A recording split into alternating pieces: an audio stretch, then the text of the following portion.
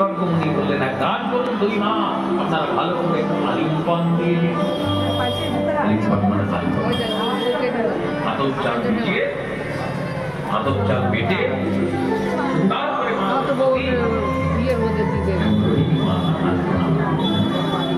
রঙ্গোলি আঁকলেন সুন্দর করে, চোখ দিলেন,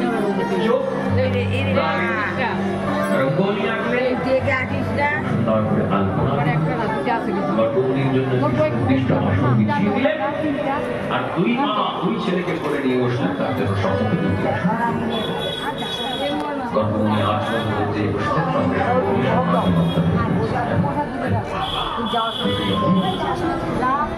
দশমী সন্তানটি ঠিক সাক্ষাৎ সেই সাক্ষাৎ করবেন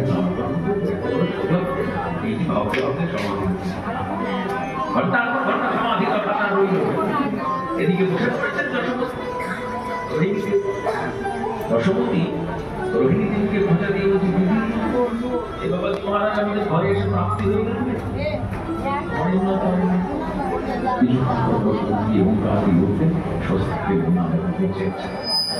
আজকে মাদার সঙ্গে একটা ফেলেছেন, রোহিণী নন্দনকে তিনি করে ধারণ করেছেন, আর নিজের লাভকে রোহিণী দেবী পরীক্ষা করতে দেখি গর্ভবতী চিনতে পারেন কিনা কোনটা কার সঙ্গে।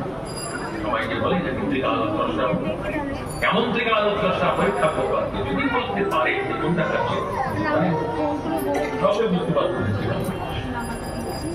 আজকে মা দশমতী ক্রোড়ের মধ্যে নিয়েছেন দশলাভ রোহিণী নন্দন, রোহিণী দেবী মধ্যে নিয়েছেন দশলাভ। গর্গমুনি আসন করলেন, আসন শুদ্ধি ইত্যাদি করলেন, সমস্ত কর্ম সম্পাদন করে গীত করছেন। মা দশমতী বলেন, অয়ং হি রোহিণী পুত্র রময়ং সুহৃদ গুণৈ আখ্যাস্যতে রামইতি বলাধিক্যাৎ বলম।